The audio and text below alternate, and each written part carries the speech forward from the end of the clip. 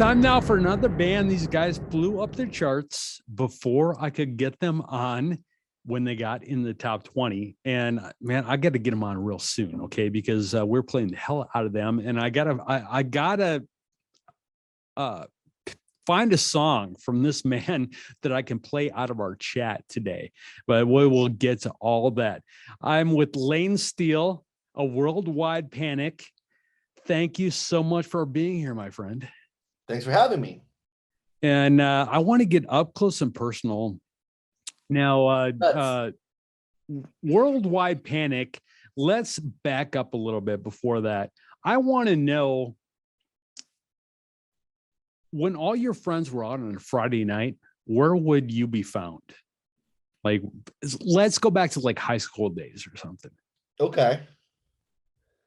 My garage was the party place, so everybody would come to my house. You were the fun house. I was the fun house. So we had it was a big house and it was in Orange County, so everybody was privileged. It was my parents' money. It ain't my fucking money. That's the only thing I fucking know. I can say that, right? Absolutely. Great, because I say it a lot. So it was like a 6-car garage, and then the main part of the garage in the middle was the jam room, and then the farthest part of the garage was the kick it room, and that had a red light on, so everybody in my high school in the in crowd would know that if they were able to come by my house and see the red light on, that meant party time. That it was happening. Sometimes like some of the crust punk kids' parents would show up and smoke meth, and we'd be like, "Wow, you guys are crazy." Seriously, man, their parents. Okay, nothing like being a positive influence, right? I never touched that mess, but I was just like, "Wow, y'all are doing that, huh?" Like, wow, okay. Well, I'll learn what not to do by watching you. So, would you say music drove you as a teen?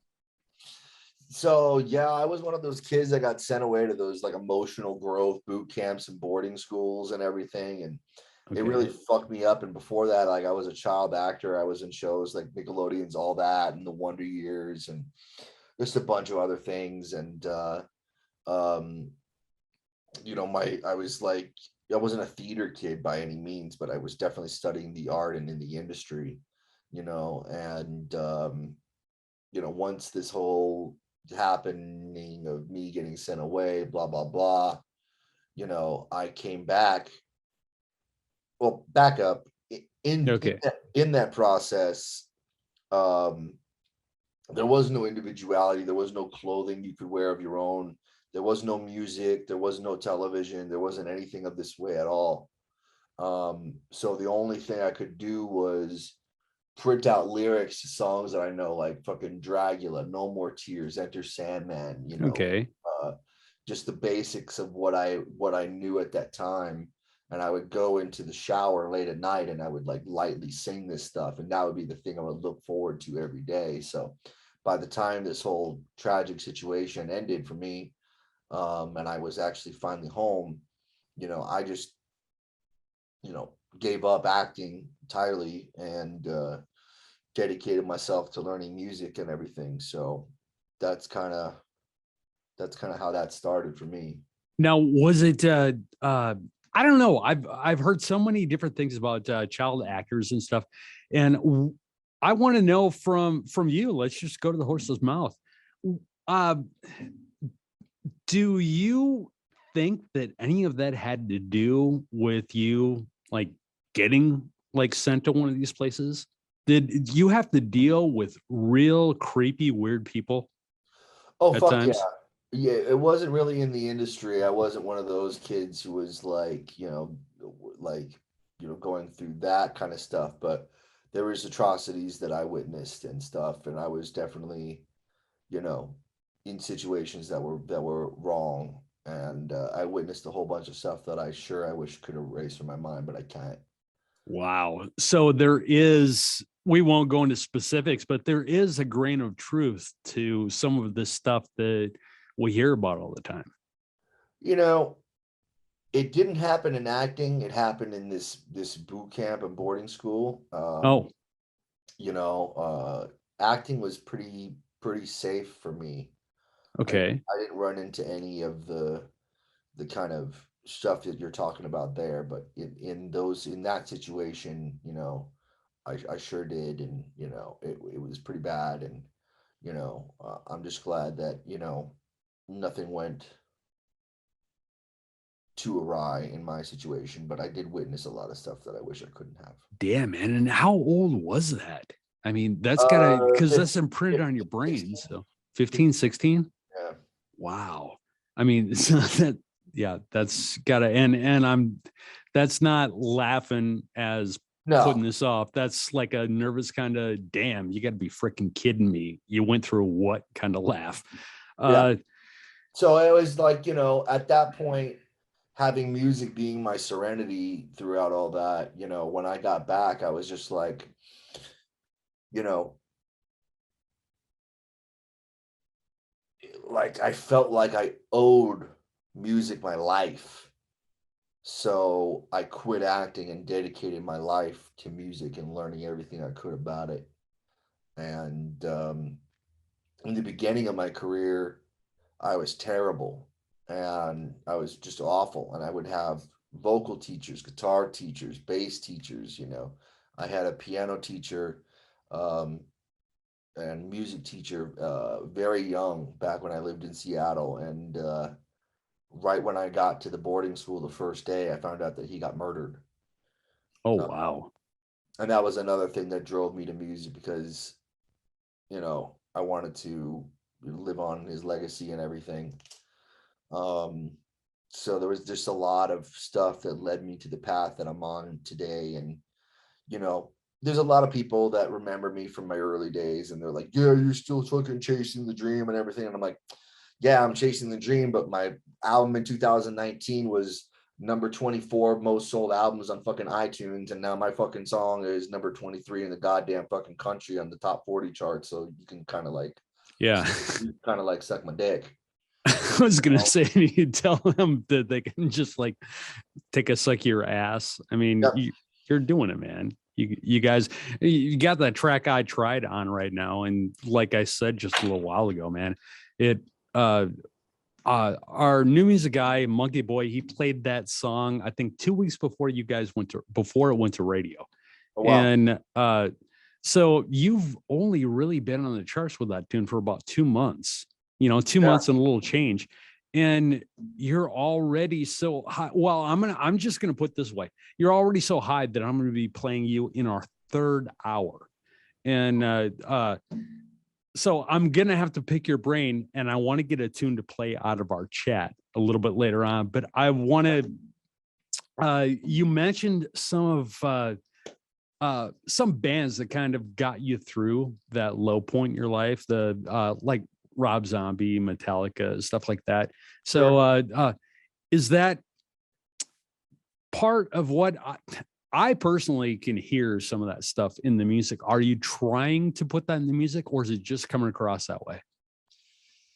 I try to sound like myself. I don't fucking borrow from anybody. You know, I get a lot of people saying a lot of things and a lot of crap and a lot of stuff, but you know, honestly, like I don't fucking like there's this band that we played with recently and they have a name I won't mention, but like their vocals sound exactly like Tool. And if you can't afford Tool, well, you can go see them. Like I'm not like that. Like, you Sad know, thing is, I think I know who you're talking about. yeah, straight up. So, and sad thing is we used to be friends for 17 years, but we're not anymore. So what's up? Like, but you know, it's all good. Like, you know, if you can't afford fucking to go see Tool, go see them. Same fucking thing. Like, you know, I try to be myself as much as I can. Like I'm unapologetically myself. And, you know, that's, you know, straight up, dude, like there's a reason why we're having trouble finding a new tour for us right now. And one of those reasons is that I don't know if you've seen any of the fan film live footage on YouTube or some of the pro shot live footage, but dude, I wouldn't want anybody to follow me. Like, I get the crowd moving, I get the crowd singing along, I get the crowd fist pumping, I get the crowd moving. Like, the first thing I do in the beginning of my set is I move everybody up to the front. Like, if you don't have a command of the audience and you're going up against Worldwide Panic, like, I just feel sorry for you. Well, I've noticed that over the years when I go and I work these one-off shows with young bands. The young bands will come out, and it really is. It's kind of uh, funny to say, because I mean it's a movie, but it's like the only thing I can think of is like Eye of the Tiger, because you have these people coming out, and these kids, they're hungry and they're young and they're ready to go, and then the headliner comes out and the energy level in the house just plummets, because though those younger bands come out and they drive the audience massively. Then these guys come out who have been out there for a long time and aren't really that hungry at the moment. No, phoning it in. They just they're out there to get a paycheck. That's pretty much it. And so I know what you're saying. So that's basically what everybody is going to see at a Worldwide Panic show. You're gonna bring it. No, absolutely. We aspire to be one of the greatest live bands of all time. We aspire to be one of the most interactive live bands of all time. Like, if someone's talking shit or heckling, like, here's what I'll do, bro. I'll be like, hey, how you doing? Like, and I'll take the mic off the stand and I'll be like, hey, what's your name? And then I'll fucking grab the mic back and I'll be like, no one gives a fuck about your name. Shut the fuck up and watch the show. I love it, man. Call them out on their BS. They'll be like, oh, I got to talk shit. And I'm like, nope. Ain't gonna work. Nope. Not gonna. Some people get thrown off by that. So like, and I want to say that lends to experience right there. Is because you've been through that. I'm sure you were through that early on in your career, and it probably pissed you off like crazy, threw you off.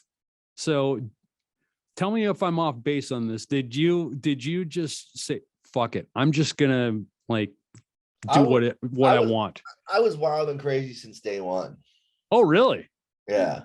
I was off the leash from day one. And that's why I rarely had managers, because like everybody's like, hey, you got to tone this down or do this here and do that there, and I'm just like, fuck you. Like, I don't fucking follow rules very well like that. Unless I'm in a studio with a producer I really respect, then I'll fucking shut the fuck up and do what I'm told. Then, that's kind of what rock music was built on, as far as you're talking about doing what you want, and not like you said you have these managers and stuff like telling you what you have to do and all that. And no, be yourself. Try shit on stage, try. And that goes with anything. That goes with talking to the crowd, trying to get the crowd involved in shit that talks about like the way you're playing the music. Maybe you want to try something a little different. It's a live show. It's not the fucking album. You don't have to sound like a CD. We do play the tracks because it's impossible to have a keyboardist, because there's just way too many things going on. So the product live, in some respect, sounds like the record, but we definitely do our job to make it as different as we possibly can, and give people a different experience. But a lot of people come up to me and say, you sing just like the record. And to me, that's a great compliment, because, I don't want to make people, if it sounds like the record, it's easy to sing along to that. And, that's fine, and the stage banter and the things I say in between, in the middle of songs to get people pumped up is all, I don't know if I should let the cat out of the bag, but a lot of it's fucking rehearsed. Like, okay. Right. Even my crew jokes and even stuff like that, all of it's pretty rehearsed, because I have to be on a timer. you know. Oh, okay. So you're doing all that stuff in rehearsal. Yeah. Also, just to match the time of the show. Yeah. Hey, Yeah. no, I totally get it. That's that makes sense to me, man. I All the mean, synchronizing headbanging stuff, all the jumping stuff, all the running stuff, that all has to get worked out in a practice room. Yeah. you're by yourselves and look like a bunch of idiots. I don't give a shit.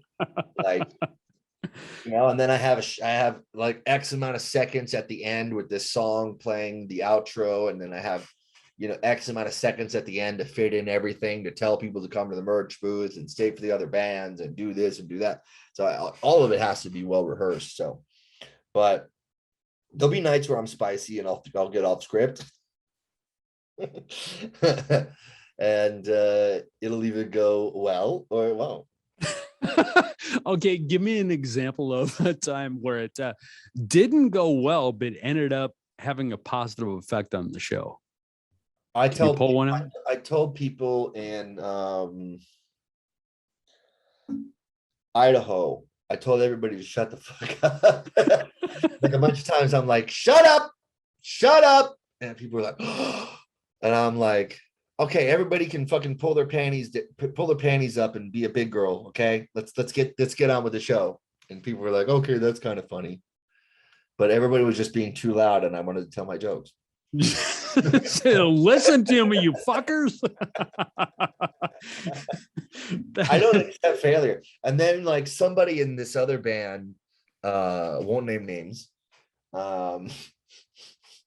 came up to me and was like, man, you told this kid to shut the fuck up. And I was like, no, actually, I told everybody to shut the fuck up.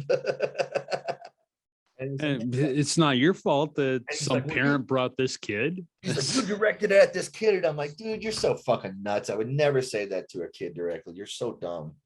Like, some people are so PC too. So that's one thing to think about too. It's and this specific person used to be employed by the Antichrist Superstar himself. So I was just like, oh, well, you like have a thicker skin? Well, that's way back when was it when they were blamed Columbine. The kids blamed him for well, okay, with his character persona and the way he was trying to take his career. Now, you tell me if I'm a complete idiot, but he backed off. I'll talk about Brian Warner all day. And he backed off and told them that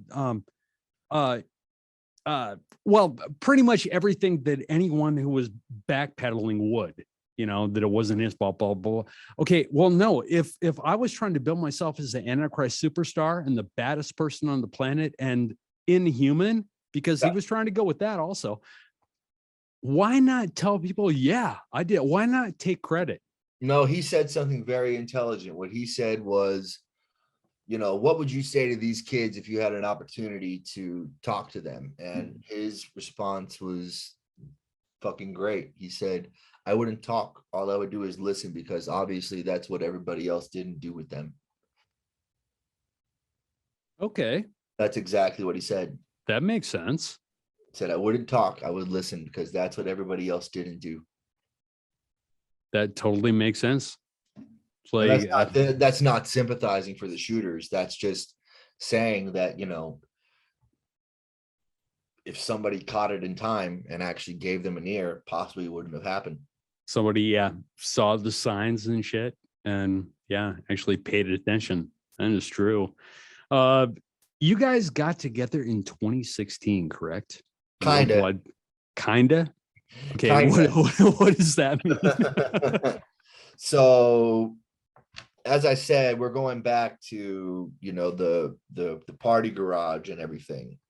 So, right after I got out of that unfortunate situation, and got the party garage and got the jam room in the middle and everything, my bass player friend came to me and he's like, hey, you like Static X and Pantera and everything, and I jam with these guys and they're looking for like a young singer and everything. and you should go jam with them. And I'm like, okay. So I know you're in Oklahoma, and I don't know if many people out there know what this is, but it's called San Clemente, California. It's South Orange County, very, very surfer. It's a surfer town. And basically, I was brought to this jam room in this surfer town, and these guys were 35 and up, and that's being very fucking kind. You know, Okay. I think that they were way more, and I was 17, and that band actually ended up being called Worldwide Panic. And I wrote, Wake Up With an Attitude, which we still play. And I wrote Fuck You Anyway, which we still play. So, I mean, those songs went through obviously a metamorphosis of change to still be around today. Like, it's not the original format by any means, but that band was 2002, and I named it Worldwide Panic. So I went on to do other things in my career. They didn't want to do anything. They basically wanted to get away from their wives and their girlfriends on a Wednesday and go smoke pot and do gravity bongs and knife hits. Oh, okay. So it was an excuse just to go out and do whatever they wanted. But I needed the experience. Okay. And I knew that, and I didn't have any of the skill I have today as far as really writing a song. Like, I mean, what I knew about guitar and bass and drums were so rudimentary at that time. But I needed the experience, and basically they, when I went on and graduated college and got accepted to music college, I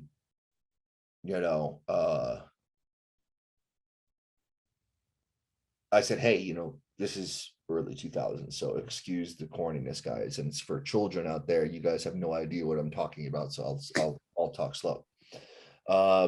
I said, hey guys, we should set up a MySpace page, and MySpace is basically Facebook before Facebook. Yeah. And then Justin Timberlake bought it, and then it didn't work out. Anyway. So it was still around. I'm sorry I don't even think so.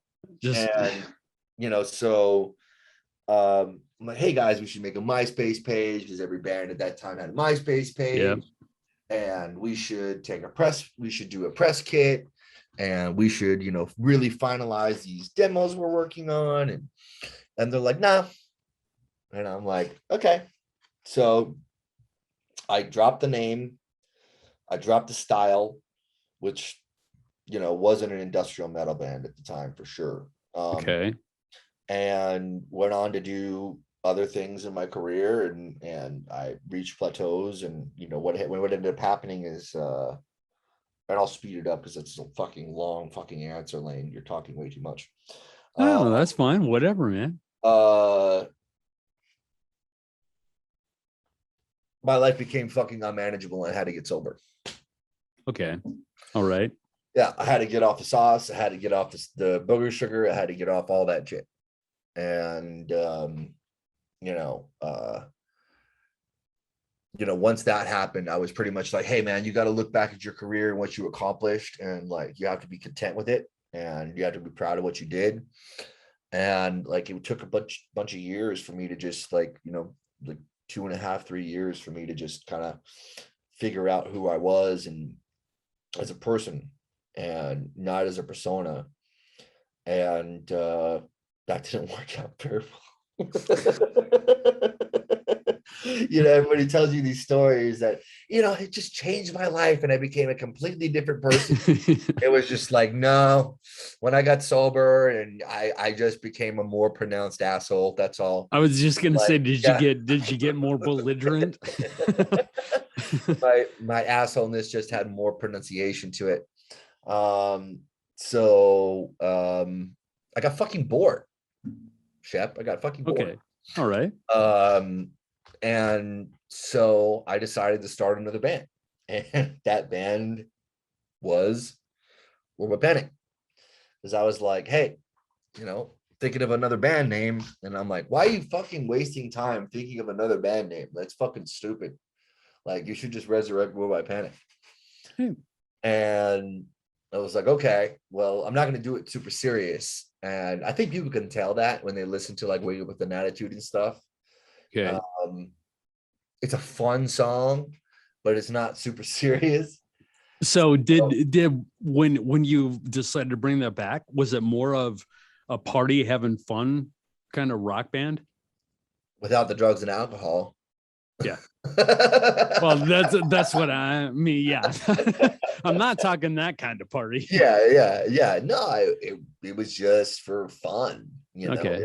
I went Just from all these bands, that I did in my 20s that were, really, from being in national headliners to being in really technical proficiency bands that were really pushing the envelope of genre blending and doing all these things to just kind of like, hey, how about making an above average garage, above average like bar band?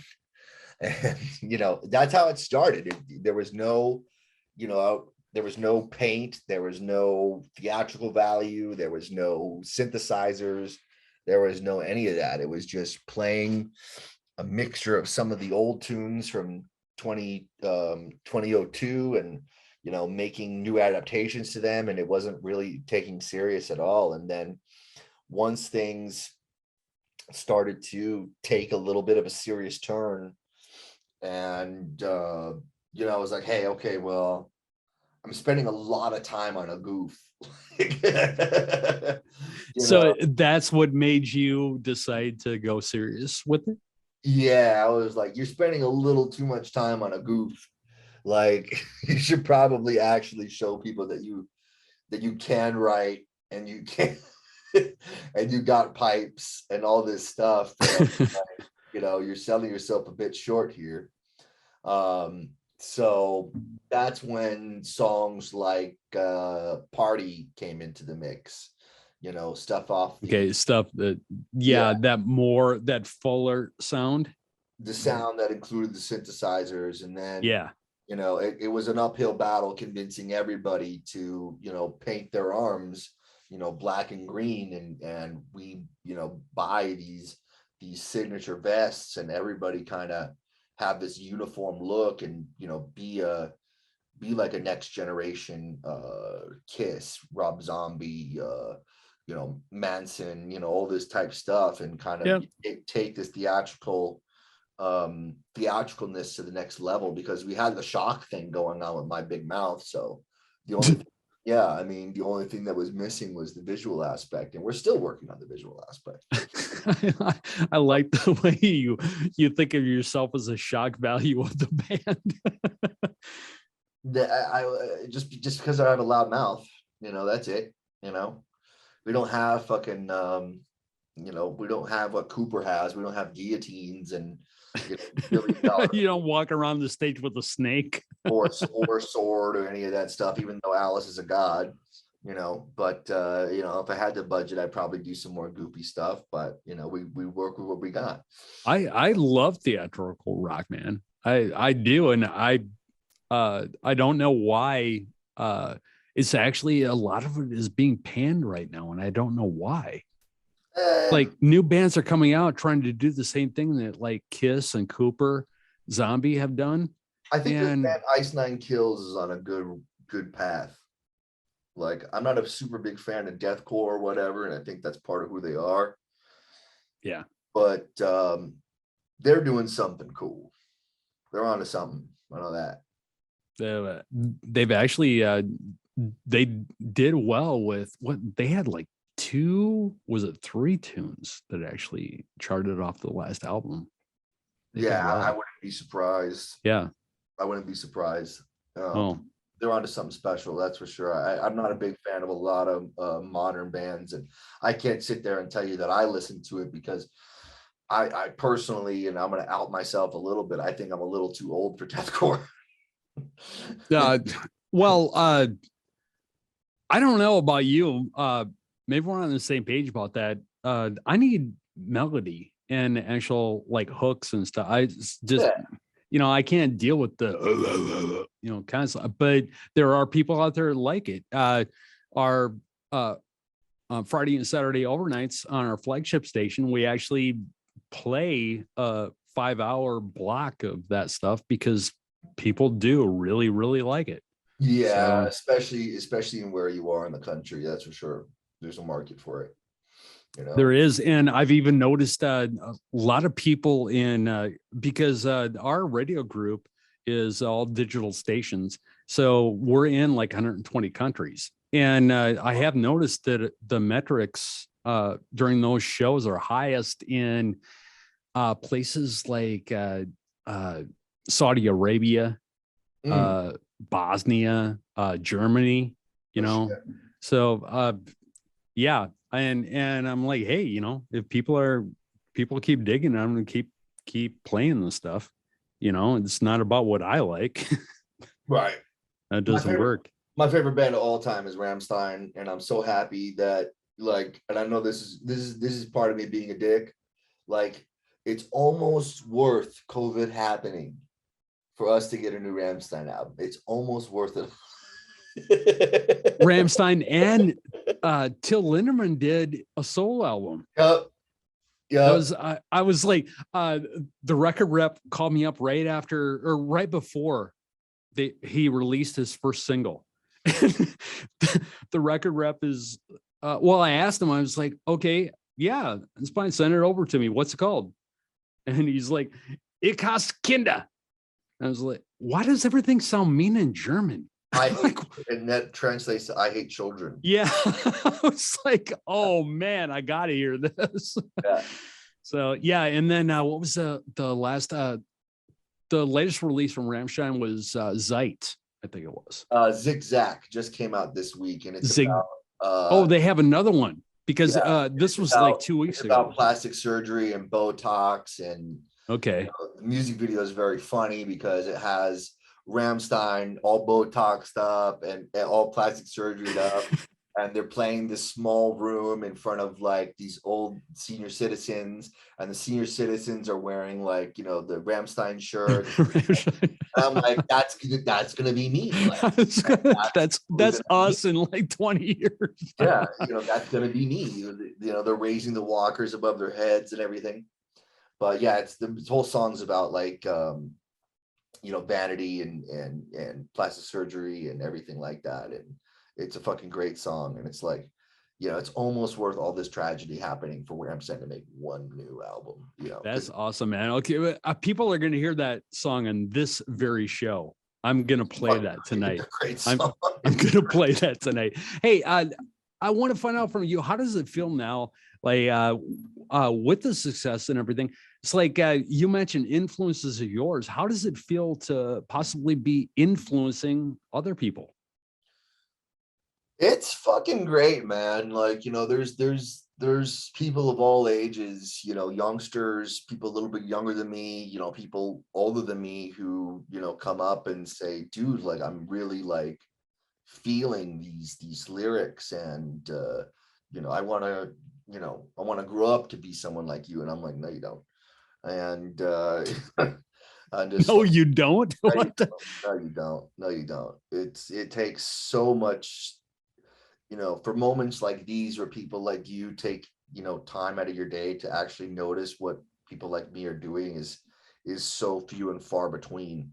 And one of the things about Worldwide Panic is it takes so fucking long to make our albums. That's why it's like, we're already done with this album that has I Tried on it and everything, and that's been done for quite some time. And we're already started on album number 3 because we already know how long it's going to take, and that's one of the reasons that people are like, why are you working on an album when you don't even have your album out and released yet? And I'm like, because you have no idea the production hours that go into it. So back to the question about influencing people.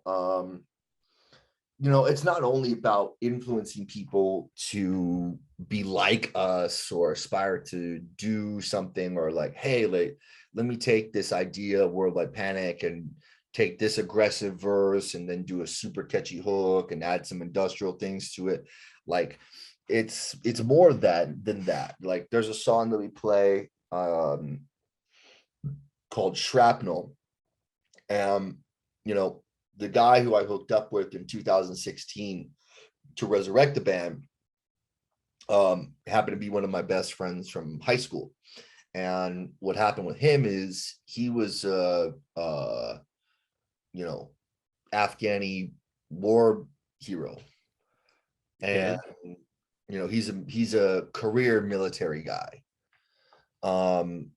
So you know, right in 17, 18, you know, he just kind of left the band before the band actually got really recognized. And like months after his departure, we got our first big national tour with Flaw and Smile Empty Soul. And you know, it was just kind of unfortunate that that these other characters, you know, who weren't there for, you know, the whole seminal formation of what was going on, were getting credit, while this guy actually was the one to, you know, be there. And they're out of the picture. We can talk all the trash you want. It's all good. Did I mention I have a new lineup? And they're great. I was just gonna get to the we'll get to that. Okay.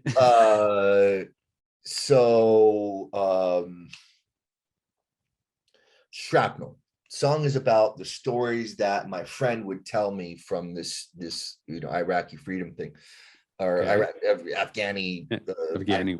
Forget what it's called. Yeah. And you know, I was drinking back, not in World War Panic days, but before. Like, I picked him up from the airport from Afghanistan. Okay. And we literally just entered into like a 3-week to a month-long drinking binge together. And, you know, just two alcoholics feeding off each other. And he would just tell me these stories after, and just fucking unbelievable. And you know, one of the first things he did when he got to my house was he took a box of machine gun ammo and just threw it all over my living room. And he's like, "Isn't that cool?" And I'm like, "Yeah, man, that's fucking pretty cool."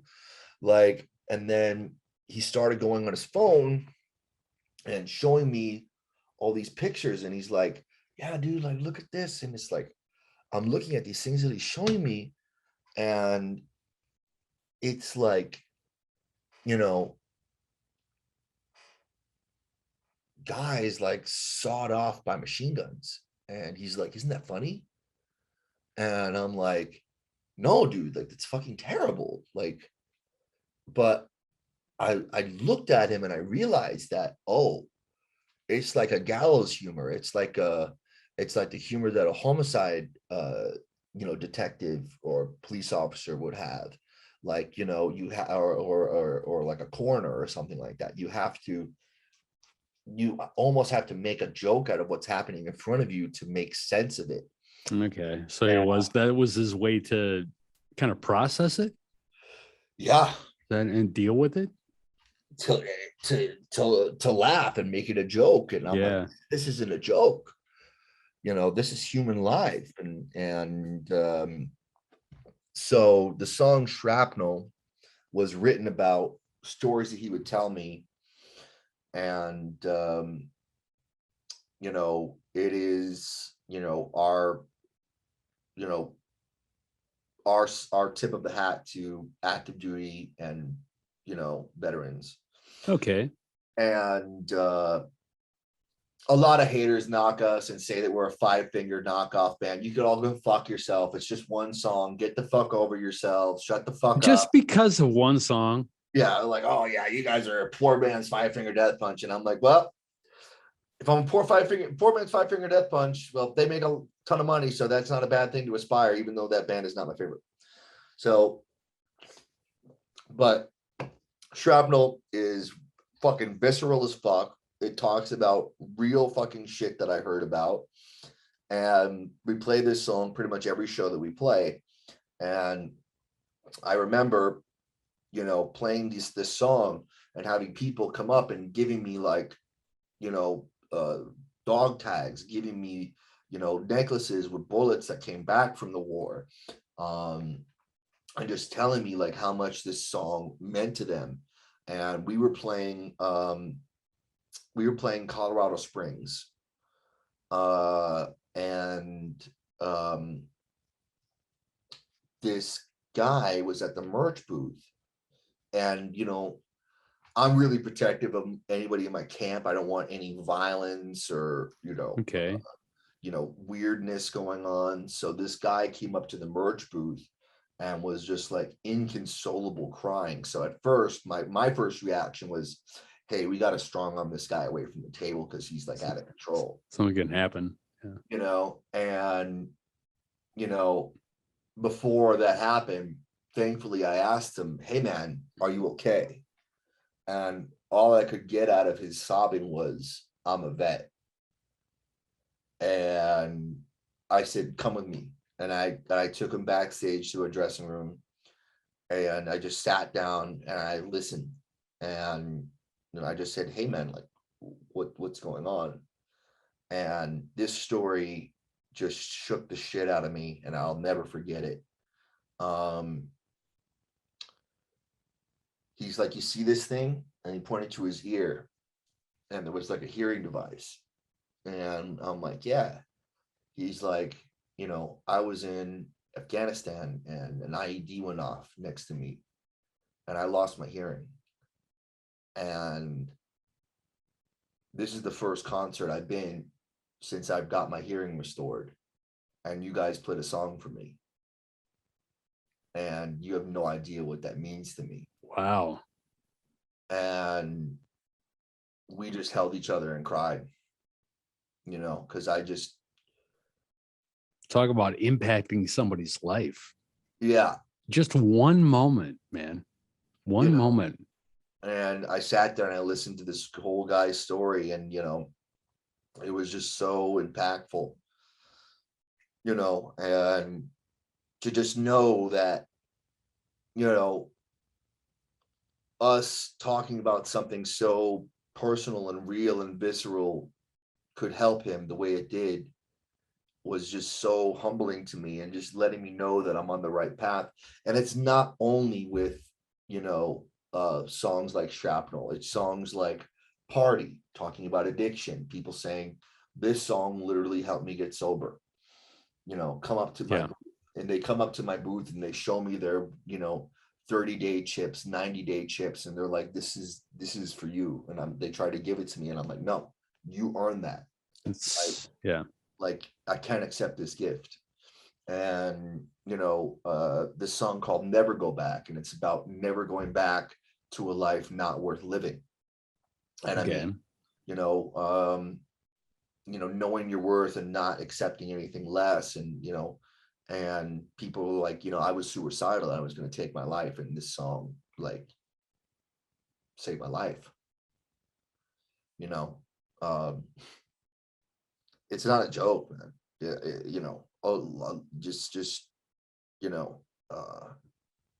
To have. So when these things grab you and you decide you want to write about them, do you write about them just because of that moment that it happened to you, or do you think about actually helping other people?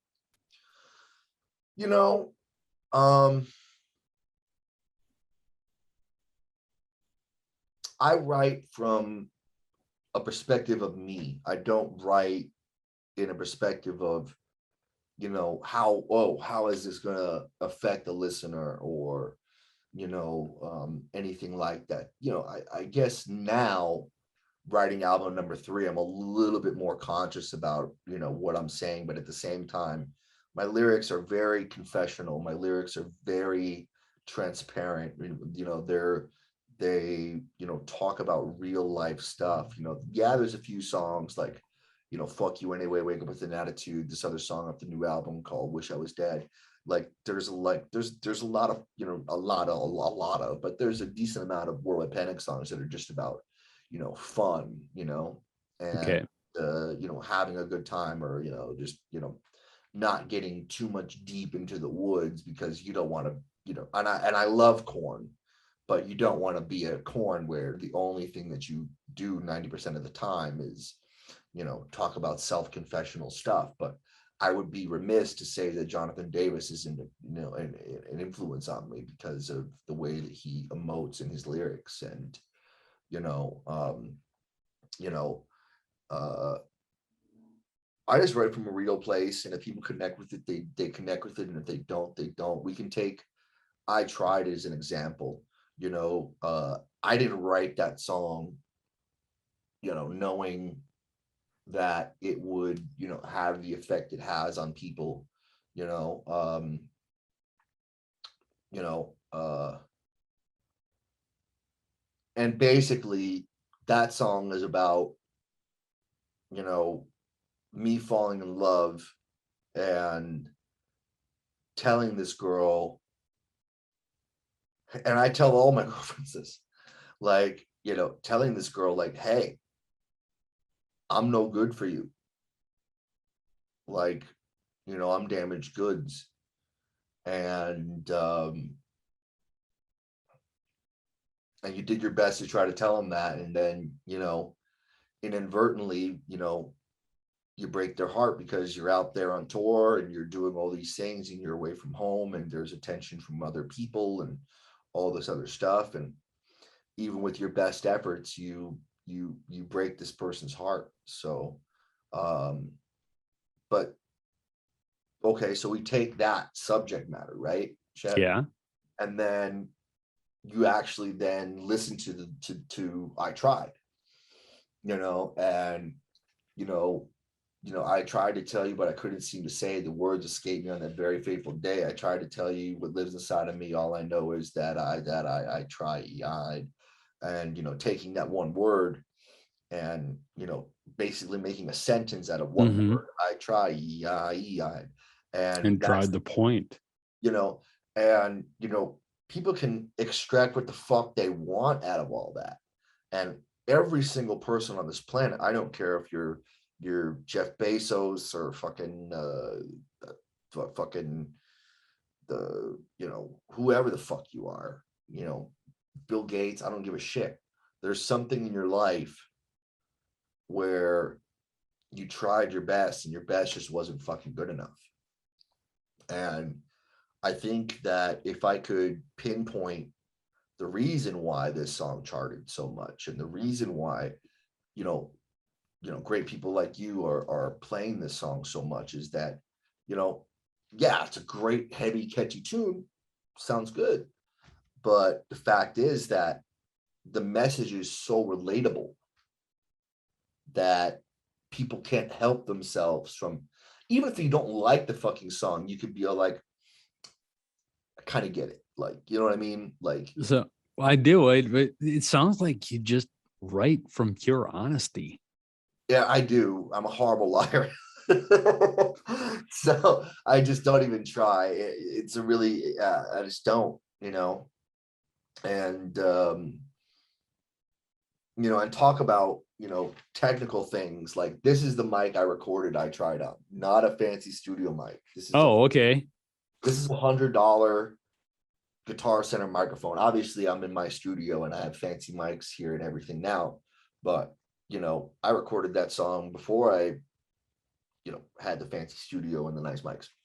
So, and that just shows, if you could fucking, people are talking about, oh, I went to this multi-million-dollar studio and I worked with this person and I worked with that person.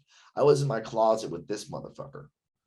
In your that's kind of funny, man, because okay, I know why you were in your closet, but that works out, man. I've done the exact same thing. I was in my closet with this $100 Guitar Center Shure Beta 58 microphone, and that's my live microphone. And I just, I was just singing, to get the idea out, but then it was just like, well, fuck this. Like, if that's the performance, that's the performance. Like, I'm not going to go re-perform it on a better microphone just because No, it's a microphone. yeah. And you heard the mix and you heard how it sounds. There's mic emulators now. There's things that make this thing sound like a $5,000 mic. Oh yeah, you can get vocal expanders. You can. Yeah. So, it was just like, as you said, from a real place, man. So, and Just it. that was the first tune tracked for this upcoming self-titled Worldwide Panic LP. Well, now I'm just going to step back a sec. You know how I said that I was going to be playing I Tried in our last hour on the show, and I was going to pick your brain about a song that another song I could play for you.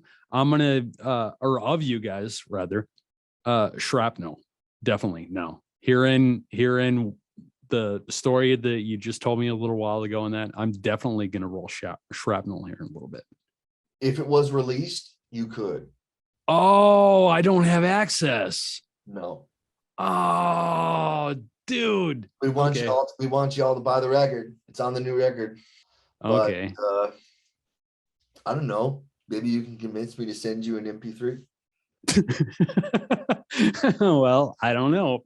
You think about it while we finish up here, and maybe possibly. There's not a lot of songs out by us, and that sucks because everyone's like, man, you guys don't fucking have enough songs and everything. And it's like, we're gonna put this album out and we're just gonna hope for the best. And I would definitely do want to talk about the new members before we exit this situation. Okay, the one that I know of, and you picked up Tommy Gibbons. Yes, I did. I saw that and I was like, oh, that's freaking awesome, man, because he put out, what was it? I think one solo tune hit, Foundations. Didn't do, huh? Tonight, yes. And then just like went away.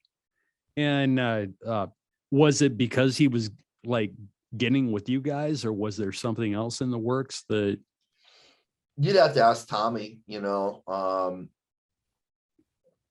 We're trying to get Tommy on these interviews. No, man, that's Tommy's story to tell. Okay.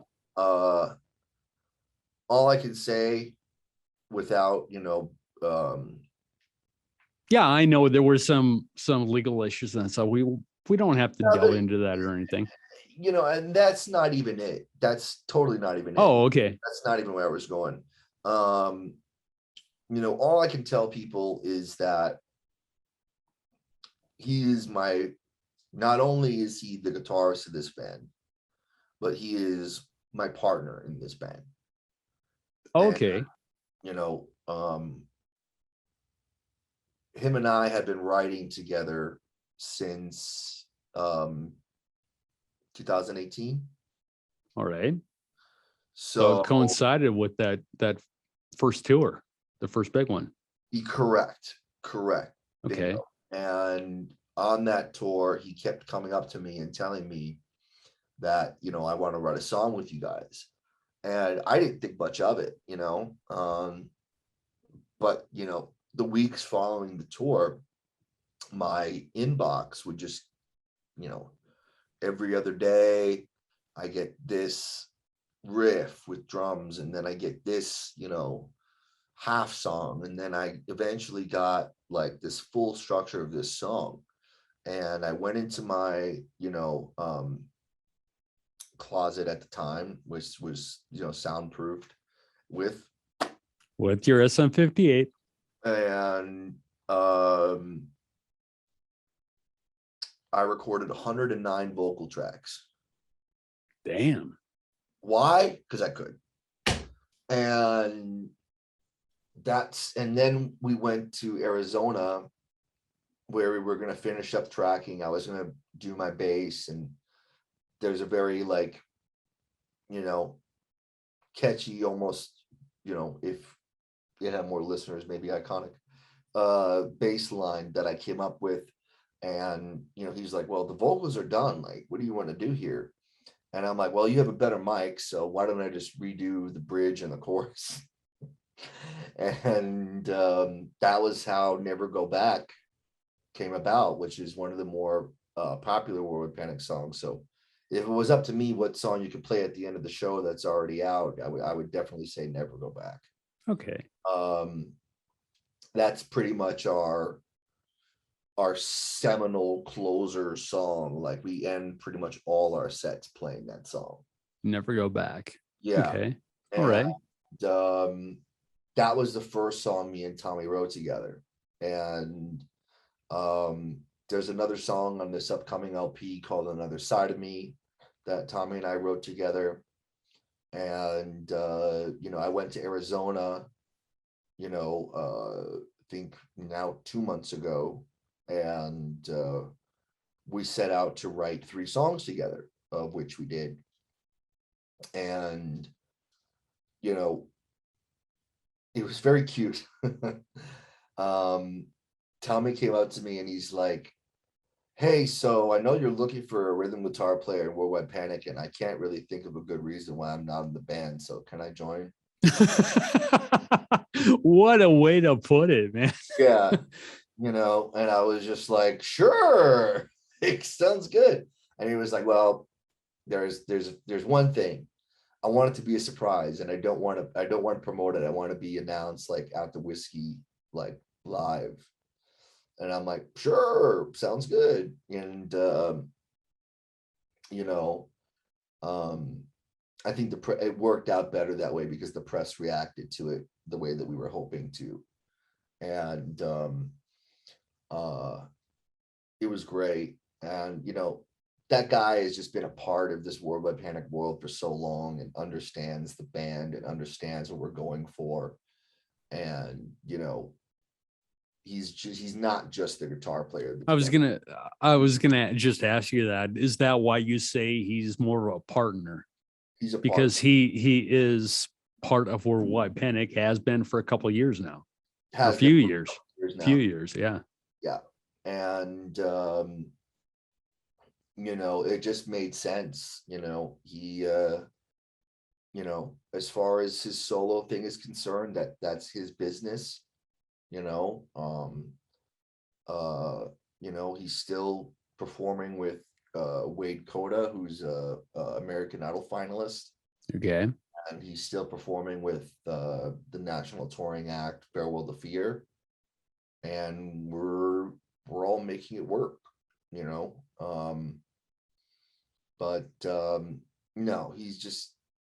he is the right partner for me. And then, to touch on, the new lineup. Yes. Carlos Alvarado, who was in a band called Visa, who was signed to Serge Sanakian's label Surgical Strike. Okay. And he was in the band for almost 2 years now. And what happened with him was, he auditioned for this band right when my buddy kind of left for Iraq, like around that time. Okay. And I ended up going with these 2 other guys, and we went on to like do these big tours together for like 3 years of just hard touring and just grinding. And basically an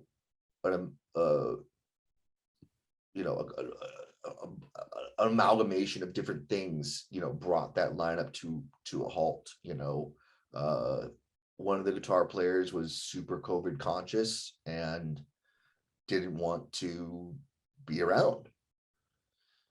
And I asked him straight up, hey, are you okay with this guy? His name was Kenny, stepping in as a temporary fill-in for you. And he's like, as long as he knows that this is my band and everything like that. And and want to come back. We had to start playing some of the new material that's going to be on this new record. We couldn't just wait around for a convenient time when he felt safe. And I'm an anti-max guy. I got vaccinated. I respect people and their fears, but like if you're still super COVID conscious at this point, like I kind of doubt your intelligence a little bit. I know there's a new variant coming out. I know there's a booster for senior citizens coming out. Like, that's great. I understand compromised immune systems. I understand older people. I understand all those things. But like, if you're just complacent, like wearing a mask every day in your life because you want to live in fear, or you just got, used to it, then I'm just kind of like, I kind of think you're a little dumb personally. And we sell COVID masks, and you can buy them at worldwidepanic.com. So Nice little plug. little plug. At this point, seriously, I think that a lot of people are just still doing the mask thing because they want to feel superior. Jeez, wake up, superior. Yeah. And they look at you like you're cancer if you're not wearing a mask. They look down on you, you know, and it's bullshit. And so one guy, super COVID conscious, we had a fill-in. He okayed the fill-in, and then, you know, me and the other guy were left with just each other. And, you know, this fellow who had a fill-in, he was kind of serving as a buffer between me and this kid, because this guy was young, he was doing a lot of dumb things, and just, you know,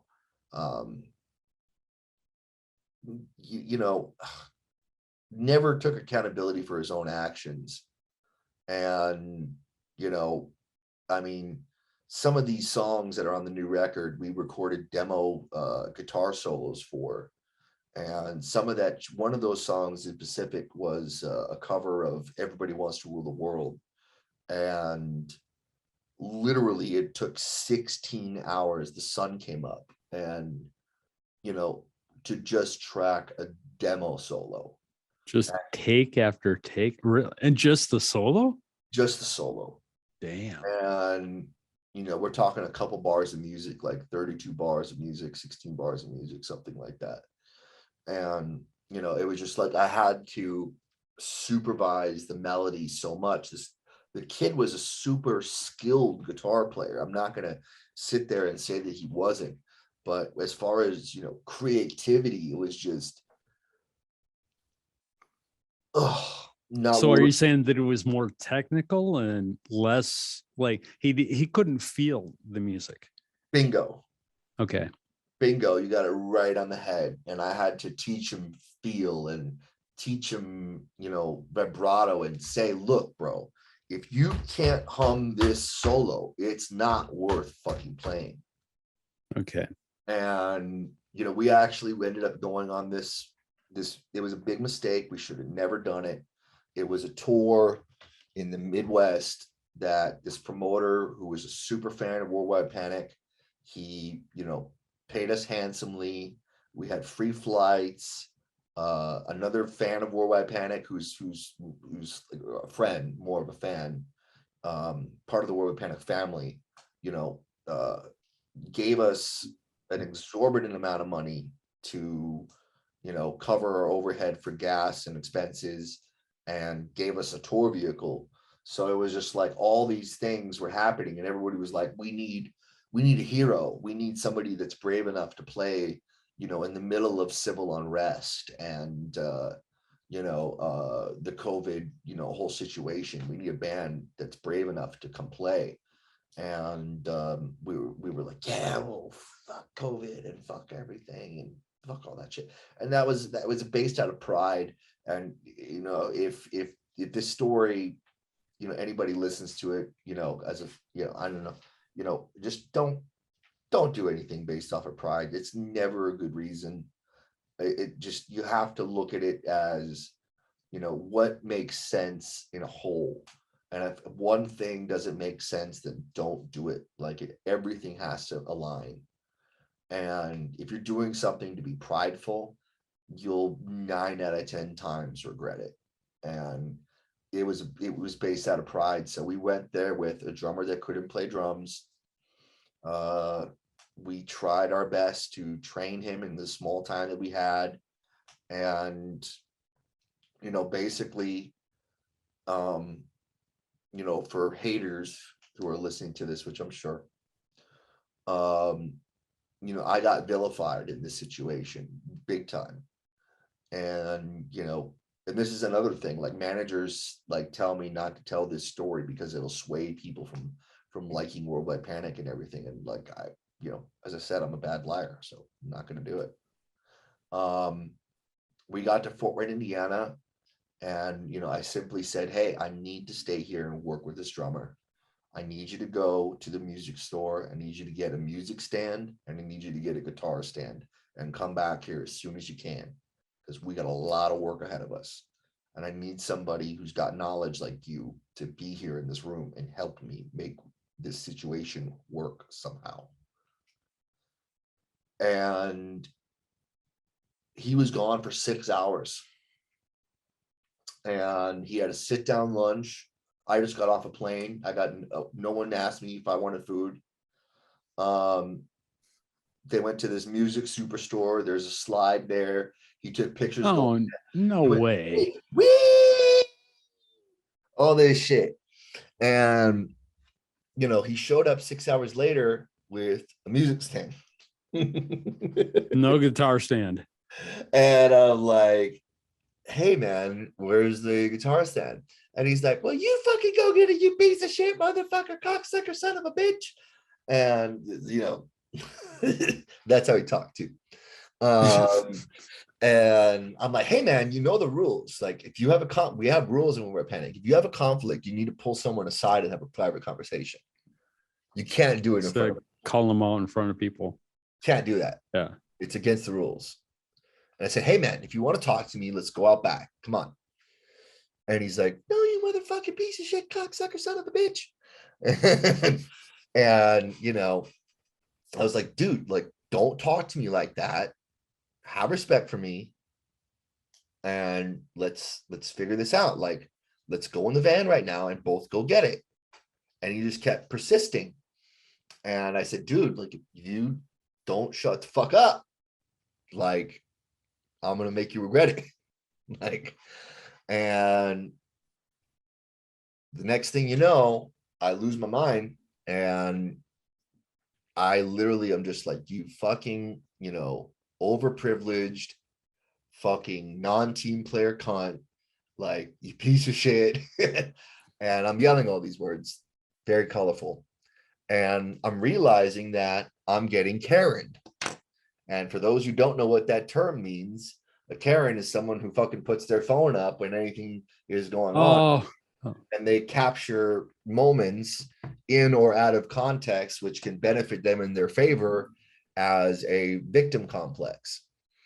And, all these people say, I watched this video of you attacking your guitar player.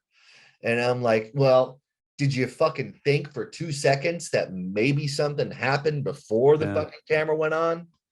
People never think about context. So he ended up getting on a plane, leaving the band, and going back home. And, at that time, I contacted a guy who was editing the record, doing, edits like time correcting, pitch correcting, all that kind of stuff, which happens on everybody's record. Yeah. It's a thing now. And so he had all the files to the record. And I said, dude, and he's a fantastic guitar player. His name is Troy Powell. He was in a band called Casket Robbery.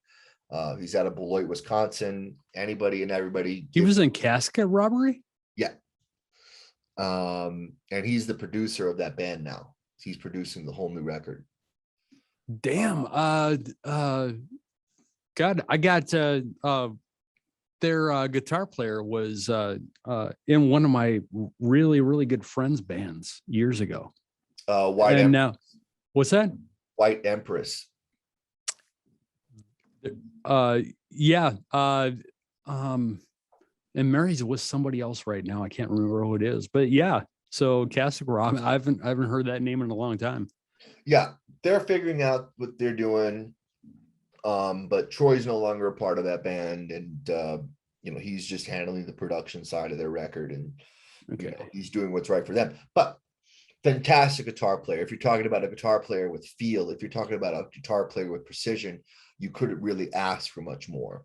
Yep. So literally the moment that I heard that this brat, and I'll publicly say it a million times over, overprivileged brat, got on a plane, I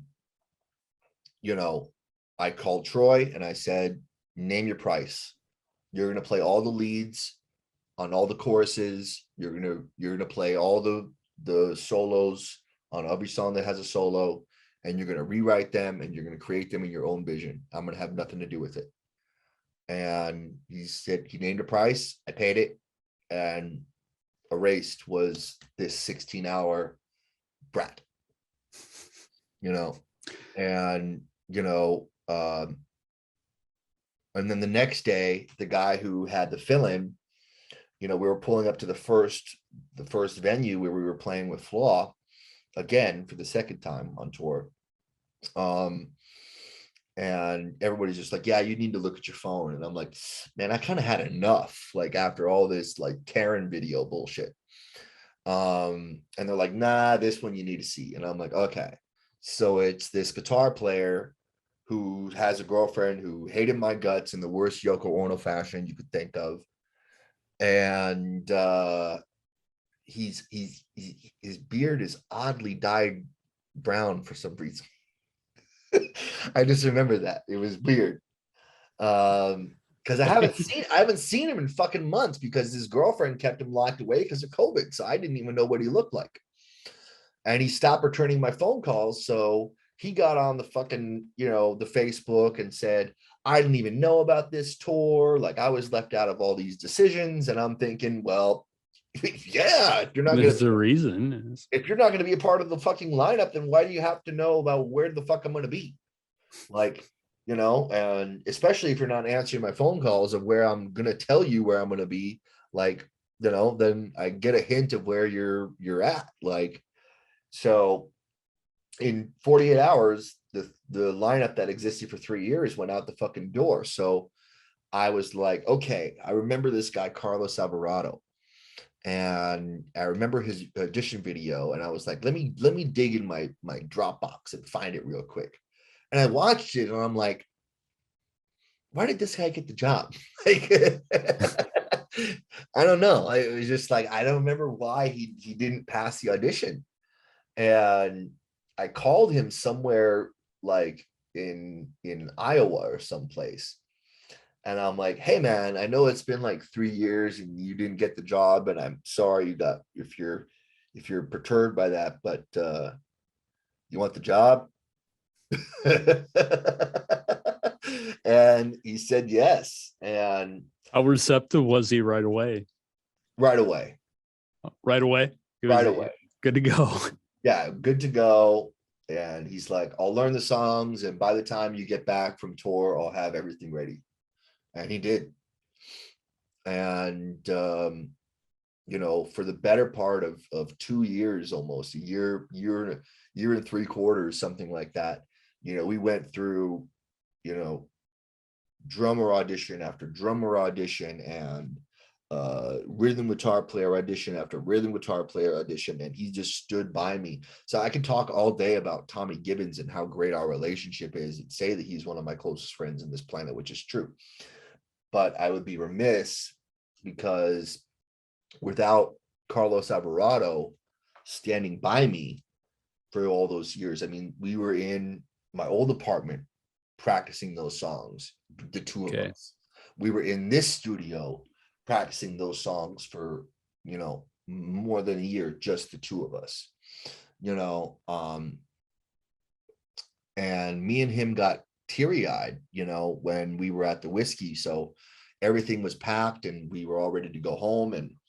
And I just said, Carlos, like, come with me, man. And I brought him over to the marquee where it said all our band name over Sunset Strip. And I said, look, man. And he's like, I know. And I'm like, dude, none of this would have happened if we didn't stick together. And we just hugged each other, and it was just, it was a great feeling. And to know that this guy believed in this band so much that during the dark times when nobody liked you or everybody counted this band out. After all that bullshit, everybody thought that I would, run away into the sunset because I was,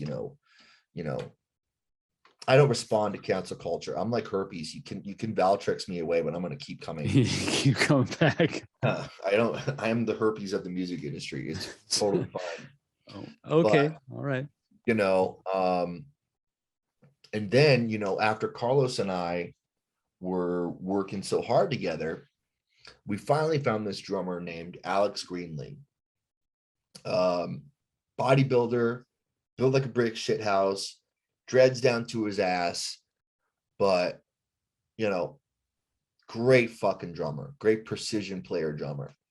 And just he fell in love with Worldwide Panic. And the three of us, before Tommy even got in the picture, because Tommy lives in a different state. He lives in Arizona, in Phoenix. We're in Los Angeles County. So the three of us just started vibing, and it was, just kismet, like meant to happen. Chemistry was happening without anybody trying. And like, I'll tell a little bit about Alex for a second, because I had to say something about everybody. So Alex is the beacon of positivity in Worldwide Panic. Like a nuclear bomb could be like 20 minutes inbound, and he'll just be all like, hey guys, check it out. We all lived our best lives. Mr. Positive. Like we can go on a hill and we can get like a good view of things, and we can see something really beautiful, like destroying something great. Like, and we could all just know that we lived our best lives and we did our best, and just guys, everything's gonna be all right. And like, and just having a guy like that around, like when shit's not going right, or you're having a bad day, it's just like having a guy like that around is just so fucking fun. He's just like, hey guys, everything's gonna be all right. Like the show's gonna go great. I don't care if you fall and break your bass. Like there's always that little wealth of positivity over in the corner.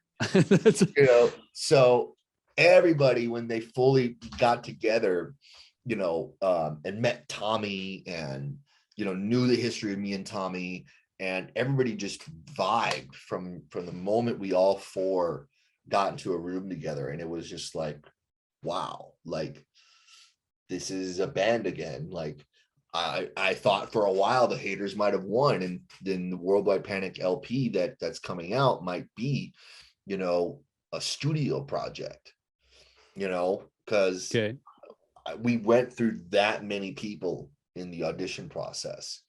So to know that, like, holy shit, like not only will this band see another day, like we'll see many more days to come with this. And like the vibe is so much more mature. Like, you know what I mean? Like everybody is level-headed and mature. There's not a well, baby. yeah, you have all these people working towards a common goal now. Yeah. And it didn't sound like that's what you had before. You had a lot of people are thinking about themselves. They're thinking about themselves. They're thinking what they can get out of me, which really hurt. What free gear I could give them. What sponsorship they can get. What tour they could get on, and having me do all the legwork, and them not even contributing creatively to what's going on. I mean, the record that you're going to hear is like 85-90% my rhythm guitar and my songwriting composition. Like, and that's another reason why Tommy's in the band, because that shit fucking drained the fuck out of me, bro. Like to the point where like I didn't pick up a guitar for fucking months. Just so sick of it. I was fucking sick of it. I was fucking done. I was like, look what these fucking cocksuckers made me do. And I was just like, I was proud of the product that I made, but like I don't profess to be a fucking great guitar player. Yeah, as my right hand there, yeah, am I a producer in my own right? And do I produce other bands and other artists? Yeah, and that all of that experience went into the creation of a lot of these songs. But like thankfully that you have a guy like Tommy, like I don't have to sit there and rely on only my riffs. Like this last writing session that me and Tommy did was so insane. Like you'd love to be kind of like a fly on the wall in this situation just to see what goes on, because it was like, hey man, I got a riff, check this out. Like, and hey man, dude, Oh, I got another riff that's gonna watch this. And it was like, a week of just doing that. just And like, and were you doing the same thing? Were you bouncing stuff off of each other? bouncing stuff off each other. Like, Yeah. it was just organic, Shep. It was so cool, bro. That's But when it's fun, isn't it? and it was just like, hey man, I got an idea though. Like that thing you're doing is cool, but like, what if we make it like a breakdown thing, bro? And like, you know what I mean? And it was just like, oh, we were just like, we were like little kids just having fun. Dude, I can just see the excitement in your eyes when you're just talking about it. It I was a can blast. tell, man, you were having a hell of a time. So, yeah. And that made me fall in love with music, and that made Tommy fall in love again with music. And it's just like, oh, okay, well, if this is what it is, like, we really got to double down on this investment, and see where this track is going. And Tommy's sending me shit from Phoenix, and writing my bass, and laying down demo vocals, and then I send it back to him and he mixes it, and then all this stuff. I don't want to give too much away. Yeah. But yeah, we're hard at work on album number 3, and it's sounding really great. And the thing I can say about album number 3, there's a lot of titles running around for it. The one that I like the most, that probably won't be the final title, is called The Greatest Villain the World Has Ever Seen. Which is Okay. That sounds like a title of a book. Yeah. And it's just like, anybody who thinks that Worldwide Panic is like this radio rock band, and is just like, any of that kind of stuff, they'll have to just suck it. They'll have to suck it real hard, because it'll stand out that, oh shit, Worldwide Panic is actually really a hard rock metal industrial band. Industrial. Like, you can't fight it. And what that word means is heavily electronic, heavily, there's gonna be an electronic, but integrated with instruments and actual like structured writing. And oh, yeah. like, because I don't want people out there to think that it's just a bunch of drum loops and like some guys like singing along to sequence tracks. Yeah. No, you're an actual fucking band. And yeah, there's gonna be big hooks. There's gonna be, that's a thing, I mean, I'm not gonna toot my own horn, but yeah, man, I got pipes, so I would be fucking stupid if I just did aggressive, or grit vocal throughout the whole album. So I'm going to show off my versatility. But this next album, people will, it's going to be irrefutable that this band is an industrial metal band. That's man, I'm excited to hear it. I'm excited to see you guys live. And you get within, I tell everybody this, you get within like a 4-state radius, because pretty much nobody comes to fucking Tulsa, Oklahoma. I got to go to Texas to see like a lot of you guys. But 4-state radius, man, I am there. I can't wait to see a Worldwide Panic show. I can't wait to hang out with you guys. Can't wait to actually, this is a good placebo, but come on, dude. It's not as organic as us like hanging out like at a show. No. Not at all. And that's the thing about Worldwide Panic that I love to stress to people.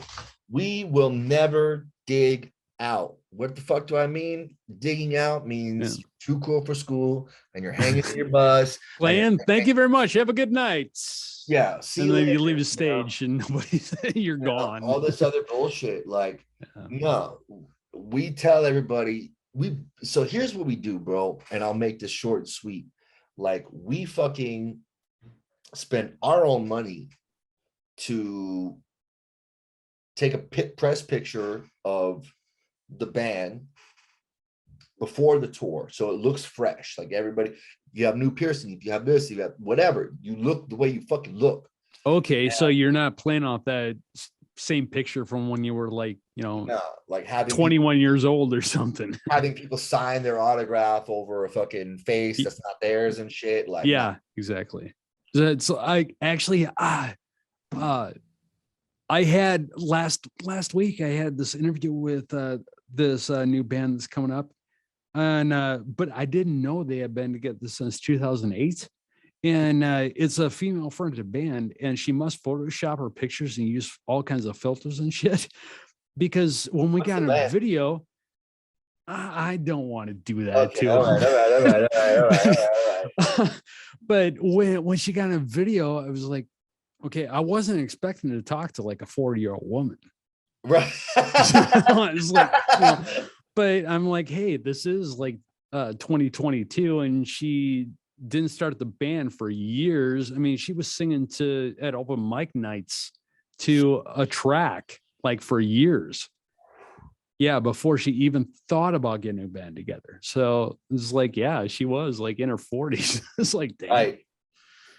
But But we spend our own cash. We take a press picture. We go to the printer. We print out. If it's a month-long tour, we'll print out 2,000. And if we run out of that in the middle of the tour, we'll stop at Staples and print out more. Like, if it's a 2-week tour, we'll print out 500. Like for this whiskey show, we printed out 200 and we have like 30 left.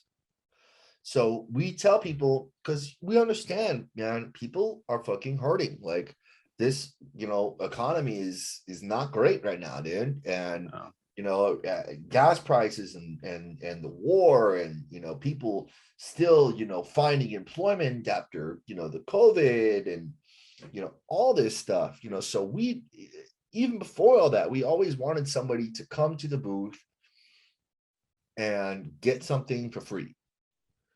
And we always say at the end of our set, when Never Go Back is playing the outro, everybody come up to the merch booth. We'll take pictures with you and we'll post it on our Facebook page, and we'll give you a free signed autograph picture, straight up.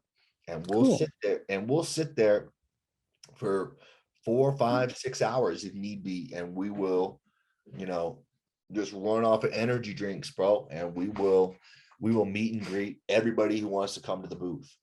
Just get, well, I can already tell, man, that you're about your fans, you're about actually connecting with the people and stuff, dude.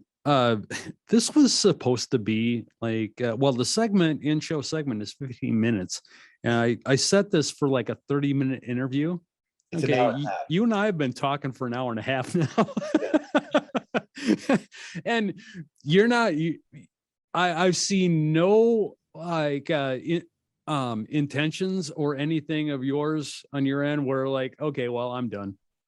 No, you're an open book, man. You're ready to go. You want people to know all about Worldwide Panic. You want people to know all about you. Want to know about what's going on. So I can totally see, yeah, you guys pounding energy drinks to the merch booth and tired as shit, but you're gonna stay there.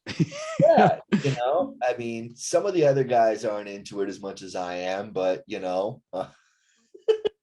it's a lot to ask for. What can I say? But we all do our job, to make sure that everybody walks away with a positive experience. And yeah, I'm an open book for better or worse, and that's probably why I don't have a record deal, and that's probably why I don't have a big management company, is because I don't want to fucking play things safe or lie to people, because there's so many questions that people must have if they've studied the history of this band. And it really sucks too that there's a lot of people who were real fans of this band that, because of all this tumultuous change and everything, that they're no longer, and they're bandwagoning off of these old guys. And I hate to fucking just come out and say it, but I don't at the same time. If you want to see those guys, you can pay free admission or $5 and see them at the fucking dive bar down the street. If you want to see us, most likely you're gonna have to $25-$30, see us out there with another bigger band and see us at the big venue. And that's the truth. Like I have no love lost for those cats, and they did it to themselves, and they're positioning themselves in this way where they're forever victims. And I feel terrible. Yeah. That's going to be their legacy. Not that they were once a part of something great, but trying to tear down this thing that they were a part of. And they just couldn't cut it. I'm sorry. Nothing trumps talent. You can be fucking incredible at something, but if you don't have the intelligence and you don't have the what should I say? I guess if you don't have the discipline that you need to actually do things correctly, and you are acting like a little bitch, being a little bitch, hey, you get what you deserve, man. You made your bed, you lie in it, I'm just so much more at peace. Like if we did this interview like 3 or 4 months ago, even, I would be so much more invested into spending time talking about these inconsequential people. But now I'm just like, I'm so much at peace. And I don't know if you could tell it. I'm just so fucking proud of my band. Yeah. I'm so proud to be a part of it. I'm so proud of these guys' collective efforts. I'm so proud of like my drummer's everlasting positivity. I'm so proud of Carlos's undying loyalty. I'm so proud of, Tommy stepping up and realizing that his friend needed help. I needed help. And he knew that the only way to help me was to step up, and he did. And I'm just so happy, man. I got a beautiful house. I got, different jobs that I'm doing. So I'm making some semblance of money.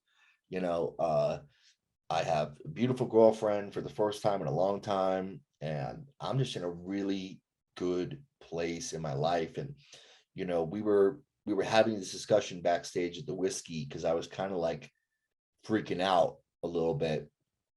And I think Tommy was the one to say it. He was like, you know what the problem is? You're just not used to things going well. And you got to accept that things are going well. And then my positive drummer is like, yup, things are going well. things are going to keep going well, and it's going to get better and better and better and better, bro. And I was like, I just started cracking up, and we just started hugging each other, and it was just like, wow, like this thing that I let other people define me for the better part of almost 2 years is mine again. And this negative karma that I've created in the world has gotten finally paid off, and positive karma is starting to come my way. And I'm just so fucking grateful and so fucking happy. And this record that's coming out called Worldwide Panic, don't miss it. It's gonna be so great. To promo that a little bit, you look at bands like System of a Down, you look at Korn, you look at Metallica's Black Album, all these things signified a wide array of what their sound could be. And that's simply why there is, no gigantic title for the LP that's coming out that features I Tried, because it literally is just that. When I listened to it back and forth, I was like, no, we were going to call it Press the Red Button. We were going to call it, Drop the Bomb. We would call it a bunch of stupid fucking shit. And to me, it was just so clear that no, this album is called Worldwide Panic because there's songs like I Tried. There's songs that are faster. There's songs that are heavier. There's songs that are ambient, down tempo. There's songs that are hella industrial. You know, and it's just this is 10 song cornucopia of everything that could be. And, you know, I think that's a beautiful thing, you know. And I think all the people who are like, man, there's not enough songs, they're gonna be way satisfied because It's gonna satisfy everybody now. you're gonna have enough songs, and there's gonna be an audience for everybody on this. So, you know, even my family members who don't like metal even realize to themselves that I Tried is a great song. And I've got my best friend. She is a country fan, and she's not really a metal fan. Yeah, but yeah, I Tried. She actually heard that on our flagship station one day and sent me a text. I think like an hour later or something like that. She's like, "Who was that band that sang that song? I Tried." that's so cool, bro. I was like, "Awesome, man!" And then she came in with it wasn't a t-shirt. I think it was like a guitar pick or something like that. That sounds like us. And I was like, "Oh, this is freaking awesome, man." Yep. So expect if I can talk her into it. Yeah, when you get in that Force 8 radius, expect us both to be there. Oh, I like the green one, dude. I like that one. This just came in the mail before the whiskey show, so this is the new get down. Oh, nice. So I like that. Yeah, shout out to Steve Clayton Picks, by the way. They're the greatest pick company in the world. Okay. All right. Worldwidepanic.com is your website. Band.com. Oh, worldwidepanicband.com. I think one of the haters bought the domain worldwidepanic.com or something. You know. Okay. Wonder they must have parked some like picture or something of yours up there because I got full. But then, like I told you, man, my day has been so fucked up today. It isn't even funny. So I'm no excuses. Okay. Everyone listening knows I'm a fucking dumbass. Oh yeah, so, I'm looking at it right now. Worldwide Panic is a bot domain already. And wonderful. Somebody just took the time out of their day. Okay. What was it? We've been talking so long. I even forgot the name of the song that I was supposed to play. It's up to you. You know, there's only a few to choose from.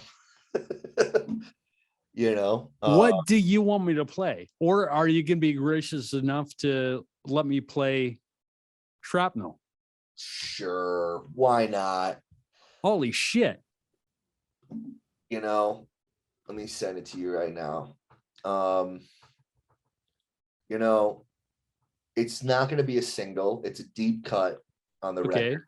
You know, and I like to have shit like that on here. Stuff that actually showcases the talent that the things the band can do. You know, it's never going to be a single. It's never going to get played on the radio because there's fucking people who don't share a pro-American sentiment, you know, and it's not a fucking people who are looking at me and are like, oh, well, this guy must be an anti-vaxxer, or this guy must be a Trumpster, or this guy must be a right-wing guy. I'm not, you know, at all. I have a lot of fucking progressive leanings, more so than my right-wing leanings. And, you know, I don't disrespect people. Look, man, like, you know, yeah, I'm wearing this Black Craft shirt and it's a fucking company and it's got a pentagram, but like, I'm even uncomfortable to wear this shirt out in public, you know? And the reason why is because, you know, I don't want to, well, the pentagram is okay. That's okay. But things with like upside down crosses and stuff, you won't catch me wearing, because I am the type of guy who is just super respectful about anybody's beliefs. Like I'll never get into a political argument with somebody. If I will never get into a religious argument with somebody. I was raised better than that. You don't talk about politics or religion. It's an uncivilized discussion. Oh, I totally get it. I'm the same way. I'm in the same camp as you are as far as that goes. And just do kind of leave it alone. Do I personally not like wearing masks? Fuck no. I mean, I don't know what it's like in Oklahoma, but let me give you guys a little insight. So in Los Angeles County, we got banana heads, and that's my word. Okay. And it just simply means, dummies, big dummies, balloon heads, airheads, banana heads. We got banana heads out here that are wearing masks in the car by themselves. Yeah. No, I've seen it, dude. Yes, I know. I've seen it here too. And it's okay. What's really weird is there's a casino outside of town that they do COVID tests on their employees twice a week. That's fine. If you want to do that and that's your business's policies, I don't have a problem with it.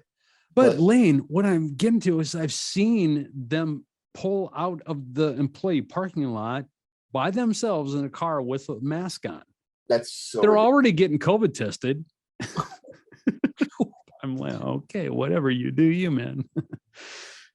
But okay, well, I'm not gonna take up any more of your time. We've gone, but you are fun to talk to, man. I can't wait. I can't wait until I have so many shitty interviews, man, where people just ask me like, I know you thought I was going to be a fucking dumbass. I didn't. After the shit that we went through today. No, it's all good. I was like, man, I was thinking to myself, when you sent me when you text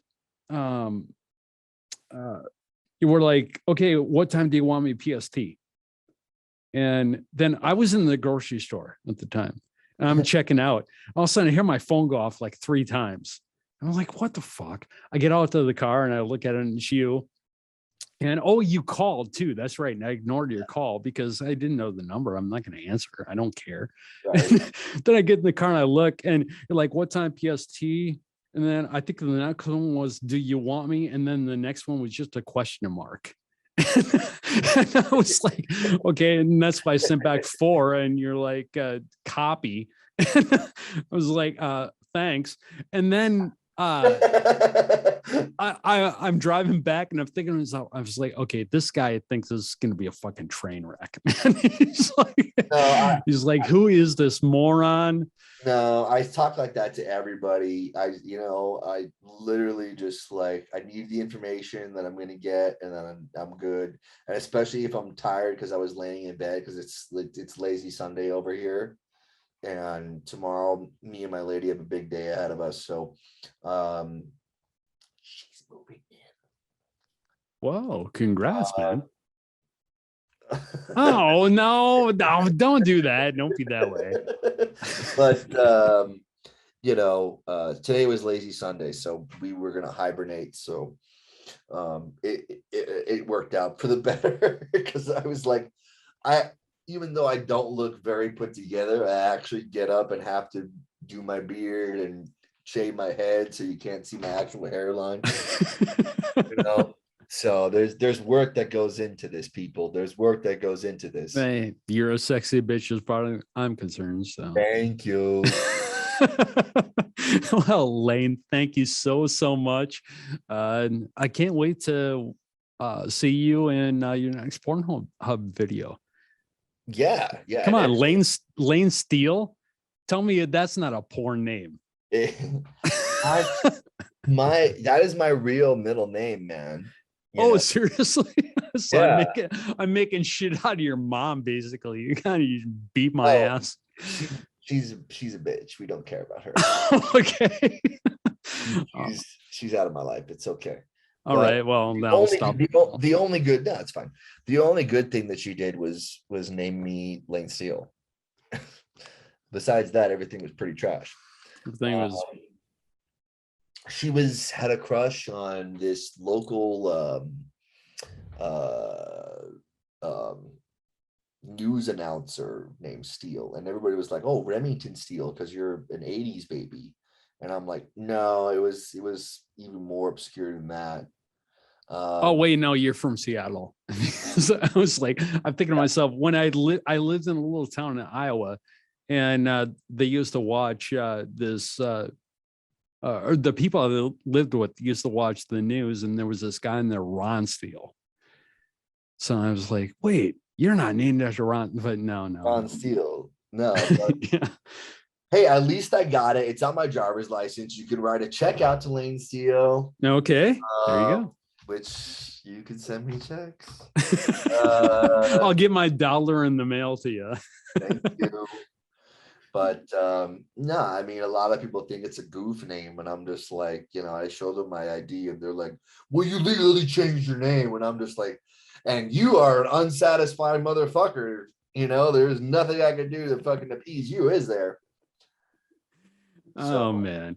Well, hey, thank you so much for being on. Thanks, Shep, for having me. I'm doubting you're gonna air the whole interview, but if you do, hey, like I told you in the email, but I don't know, maybe you didn't see it. The in-show segment is only like 15 minutes, but the full interviews are unedited. I just trim the ends. Yep. And those go on our YouTube channel. That's fucking great. So people are going to see the whole fucking thing. Yeah, I gotta give a couple shout outs real quick, man. Sure. I want to give a shout out to the one and only greatest radio promoter in the world, Eric Baker. Thank you so much for setting this up. Respects. Very good friend. I can't thank you enough for what you did for my band and my family. I love you, Eric Baker. And Sean O'Donnell, my publicist, my other publicist, Zach Moonshine, our Spotify promoter, Stephen Nathan, everybody on our team is just so fucking great. We wouldn't have everything that we have without all you guys. I'm so grateful. And, Tommy Gibbons, Carlos Alvarado, Alex Greenling, I'm just so goddamn grateful for all these people. I can't tell you. There you have it. And this right here, right now, is Worldwide Panic and Shrapnel. Thanks to your graciousness, Mr. Steele. It's right here, right now. Real Rock Nights.